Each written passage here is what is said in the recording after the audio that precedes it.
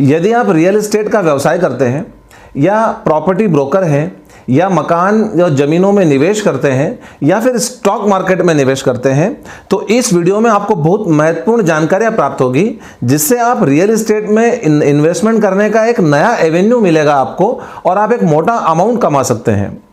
हमारे इस वीडियो के अंत तक बने रहिए, इस चैनल को सब्सक्राइब कीजिए और वीडियो आगे सुनने से पहले तुरंत इस वीडियो को अन्य लोगों के साथ में भी शेयर कीजिए ताकि उन्हें भी इस जानकारी का फायदा मिल सके।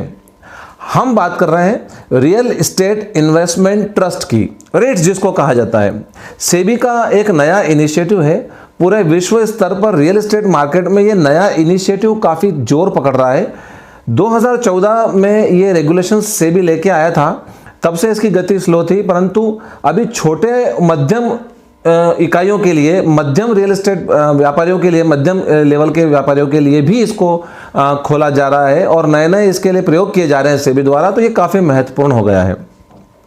रियल एस्टेट इन्वेस्टमेंट ट्रस्ट के द्वारा जो प्रॉपर्टी का व्यवसाय करने वाले लोग हैं, व्यापारी हैं, वो पैसा इकट्ठा कर सकते हैं। रियल एस्टेट में सबसे बड़ी समस्या आती है लिक्विडिटी की, फंड की। फंड की कमी के कारण कई रियल एस्टेट प्रोजेक्ट या तो अटक जाते हैं या फिर वो रियल एस्टेट के प्रोजेक्ट पूरे नहीं हो पाते, या फिर जो व्यापारी होते हैं या जो रियल एस्टेट में काम करने वाली कंपनियां होती है, वो फंड की कमी के कारण कभी कभी नए प्रोजेक्ट्स नहीं ले पाती। अब फंड्स के लिए बैंकों के चक्कर लगाने पड़ते हैं, उचित मात्रा में उनको फंड मिल नहीं पाता है क्योंकि पीछे सिक्योरिटी की समस्या आ जाती है, क्योंकि जितना फंड चाहिए उतनी सिक्योरिटी अवेलेबल नहीं होती है। तो इन सब समस्याओं से निजात पाने के लिए जो रेट्स है, रियल एस्टेट इन्वेस्टमेंट ट्रस्ट्स हैं, ये एक बहुत अच्छा साधन है जो भविष्य में के रियल एस्टेट मार्केट को पूरी तरह से चेंज करने वाला है, भविष्य में रियल एस्टेट के परिदृश्य को पूरी तरह से चेंज करने वाला है। तो इस जानकारी को आप बड़े ध्यान से सुनिए अगर आप रियल एस्टेट का व्यवसाय करते हैं। रियल एस्टेट इन्वेस्टमेंट ट्रस्ट को कोई भी स्थापित कर सकता है, बना सकता है।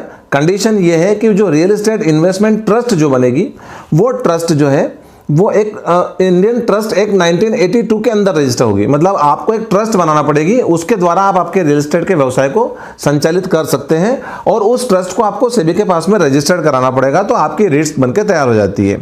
अब इस रेट्स को अगर बनाना है, जो भी रियल एस्टेट का व्यवसाय करते हैं या जो ब्रोकर्स हैं जो चाहते हैं कि रियल एस्टेट में बड़ा पैसा कमाए, बड़े प्रोजेक्ट्स को हम कमाएं, तो फंड्स को इकट्ठा करने के लिए आप रेट्स बना सकते हैं। आपको बैंक जाने की जरूरत नहीं है, बैंक से लोन लेने की जरूरत नहीं है, पब्लिक आपको पैसा देगी, पब्लिक आपको रुपया देगी, जिसमें आपको वापस उसको जब तक आपका प्रोजेक्ट पूरा नहीं होता तब तक वापस भी करने की जरूरत नहीं है। इवन अगर ये लिस्टेड है तो फिर वो हमेशा के लिए आपको पैसा मिल जाता है, आपको लौटाने की जरूरत नहीं है।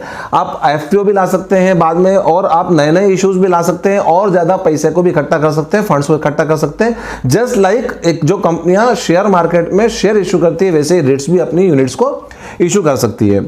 तो जो रेट्स होती है उसमें तीन मेजर पार्टियां होती हैं, एक स्पॉन्सर होगा, एक मैनेजर होगा और ट्रस्टी होगा। तो तीनों मिलकर रेट्स को बनाते हैं और इनका रजिस्ट्रेशन जो होता है वो सेबी के पास में होता है। अब रेट्स करती क्या है, रेट्स कैसे काम करती है, ये एक बिल्कुल कंपनी के फॉर्मेट पे काम करती है। आपके व्यवसाय में, रियल एस्टेट के व्यवसाय में इसका कोई दिक्कत नहीं आने वाली है, कोई प्रभाव नहीं आने वाला है। आपका रियल एस्टेट का व्यवसाय आप जैसा कर रहे हैं वैसा कर सकते हैं, परंतु केवल फायदा इसमें यह है कि आप पैसा जो है बहुत सारे लोगों से इकट्ठा कर सकते हैं और जो रेट्स होती है उसको इन्वेस्टमेंट जो है वो कमर्शियल असेट्स में करना पड़ता है। जो कमर्शियल असेट्स है आपको उसी में इन्वेस्टमेंट करना पड़ेगा। और ये जो चीजें हैं, ये बात कमर्शियल असेट्स जो है वो केवल इंडिया में लोकेटेड होने चाहिए। मतलब इंडिया के बाहर के कमर्शियल असेट्स में आप जो है वो इन्वेस्टमेंट नहीं कर सकती है। जो सेबी से रजिस्टर्ड रेट्स है वो केवल इंडिया की कमर्शियल असेट्स में इन्वेस्टमेंट करके पैसा लगा के और अधिक पैसा कमा सकती है, और फंड्स की कमी रेट्स में नहीं आ सकती है, क्योंकि रेट्स में फंड्स को इकट्ठा करने के लिए आईपीओ लाया जा सकता है।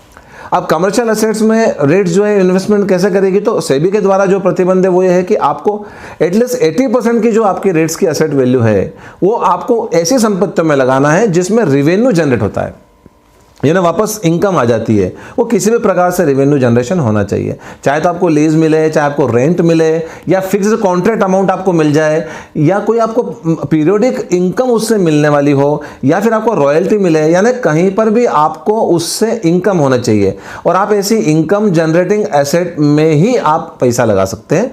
बचे जो 20% है, 80% इनकम जनरेटिंग एसेट्स में लगा दिया, उसके बाद जो रिमेनिंग 20% है वो आप किसी भी एसेट्स में लगा सकते हैं। मतलब आप चाहते हैं कि प्रॉपर्टी ऐसे ऐसे प्रॉपर्टी में लगा जिसका एप्रिसिएशन मिल जाए, बेच दें हम, तो उसमें भी लगा सकते हैं। कंपनी के डेट्स में लगा सकते हैं, शेयर्स में लगा सकते हैं, बॉन्ड्स में लगा सकते हैं, गवर्नमेंट सिक्योरिटीज में लगा सकते हैं, TDRs में लगा सकते हैं, यानी रिमेनिंग 20% पैसा आप किसी में भी लगा सकते हैं, पर मिनिमम 80% आपको जो पैसा है वो इनकम जनरेटिंग एसेट में लगाना पड़ेगा। REITs की यूनिट्स को मैंडेटरी लिस्टिंग कराना पड़ेगा आपको स्टॉक एक्सचेंजेस के पास में। जैसे शेयर्स आते हैं और वो IPO आने के बाद में जैसे शेयर्स लिस्ट हो जाते हैं, वैसे ही REITs की जो है यूनिट्स होती है, म्यूचुअल फंड की जैसी यूनिट्स होती है, बिल्कुल म्यूचुअल फंड जैसा काम करता है। इसको आपको स्टॉक एक्सचेंज में लिस्टिंग कराना पड़ेगा और वहां पे आप इसकी प्राइसिंग को देख सकते हैं। आपको आपने REITs अगर आपने एक बार बनाई है और उसको अगर आपने स्टॉक एक्सचेंज पे लिस्टिंग करा दिया है, तो एटलीस्ट उसके 90% जो इनकम है, आपने जो भी कमाया साल में, उसका 90% इनकम कम से कम आपको आपके यूनिट होल्डर्स को, जैसे कंपनियां जो शेयर्स इशू करती हैं उनके होल्डर्स को बोलते हैं शेयर होल्डर, वैसे जो REITs में अगर आपने शेयर्स इशू करे तो उसकी होल्डिंग करने वालों को बोलेंगे यूनिट होल्डर।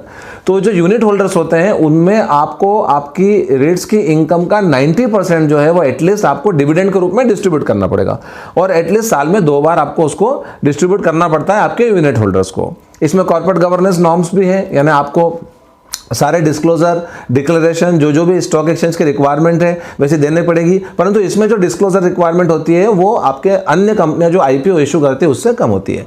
इसमें भी कंप्लायंस ऑफिसर होता है जो कंप्लायंस करता है सारी चीज़ों का, तो चूंकि रेगुलेटेड है ये सारी चीज़ें, तो इसमें फ्रॉड होने की संभावनाएं बहुत कम होती है। इसमें फर्दर इशुएंस भी हो सकता है, यानी अगर पैसा कम पड़ा तो आप नए शेयर्स भी एग्जिस्टिंग REITs इशू कर सकती है, QIP या दूसरे जो भी मोड्स जो स्टॉक एक्सचेंज ने दिए हुए हैं। तो कुल मिला के लबोलुआब ये है कि जो REITs है ये रियल एस्टेट मार्केट के फ्यूचर को चेंज करने वाला है।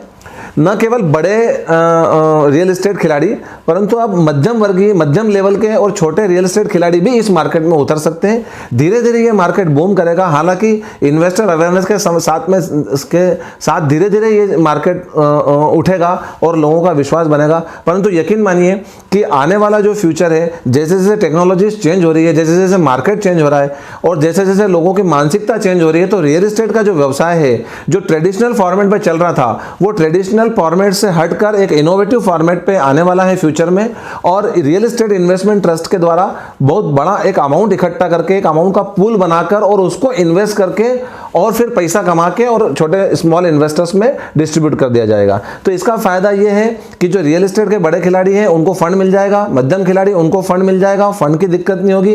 फंड की दिक्कत होने के बाद में रियल एस्टेट मार्केट में बूम आएगा और उससे होने वाली कमाई को छोटा इन्वेस्टर भी बड़े प्रोजेक्ट में लगा सकता है। आज की तारीख में अगर कोई छोटा इन्वेस्टर सोचे कि मैं एक बड़े प्रोजेक्ट में लगा दूं, किसी बड़े नेशनल हाईवे में लगा दूं या किसी बांध के प्रोजेक्ट में लगा दूं, तो वो उसमें अपना पैसा नहीं लगा सकता है। परंतु इस प्रक्रिया के माध्यम से अब सेबी ने सुगम कर दिया है कि छोटे और रिटेल इन्वेस्टर्स भी बड़े प्रोजेक्ट में रियल एस्टेट मार्केट में अपना पैसा लगाकर और अपना रुपया डबल कर सकते हैं, पैसे को ज्यादा कमा सकते हैं।